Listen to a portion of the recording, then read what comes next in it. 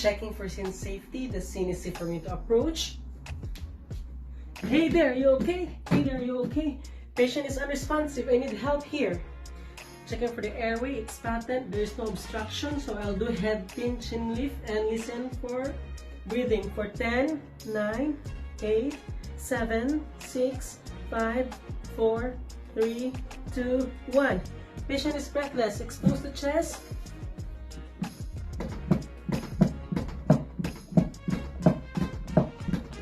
Please dial 2222. Activate adult cardiac arrest here at the corridor, first floor of Southampton. Bring emergency trolley and ambu bag. Help arrives. Okay, please attach ambu bag to 15 meters oxygen. Yes. And then the pointed part of the mask to the nose bridge. Make a tight seal using a easy clamp technique and do head, pin, chin lift, and inform me when you're ready. Ready. Okay.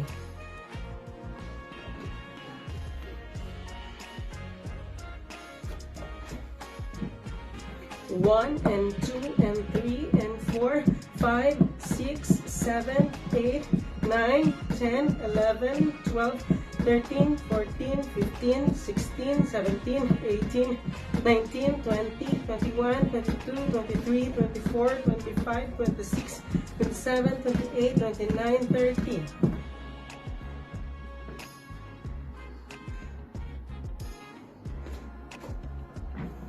1 and 2 and 3 and 4 and 5 and 6 and 7, 8, 9, 10, 11, 12, 13, 14, 15, 16, 17, 18, 19, 20, 21, 22, 23, 24, 25, 26, 27, 28, 29, 30.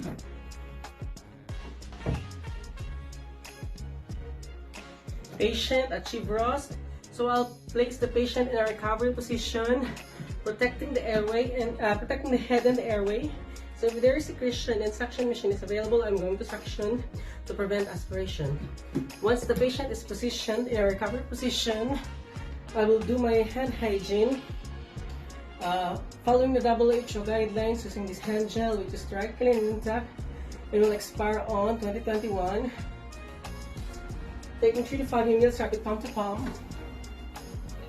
Palm at the back of my hands. Fingers interlace. Fingers interlock. Thumb rotating motion. Fingertip to palm. Wrist rotating motion. And once it is dry, I will do my S-bar handover process. So I am nurse surgeon. I am a cardiac HDU nurse. As I was passing through the corridor of Southampton going to my ward, I saw the person lying on the floor. I don't have any medical history. I don't know the medical history of this patient. So I'll check for scene safety, and once the scene is safe, I'll check for responsiveness. When the patient was unresponsive, I'll call for help, and then I assess for signs of life. The patient was breathless, so I started compression at least 100 to 120 beats per minute, allowing chest recoil in every compression at a depth of 5 to 6 centimeters, minimizing interruptions, and at a ratio of 30:2. And then my help arrived, so I instructed my help to attach the ambu bag to 15 meters per minute, and then head, pin, chin lift, and then putting the mask using an easy clamp technique, and then that's it. I did a total of 2 cycles of compression, and then the patient achieved ROSC. Okay, so for my recommendation, I recommend the patient to be seen by an intensivist or a specialist and obtain laboratory samples or blood investigations, including your CBC, your ABGs, your serum electrolytes.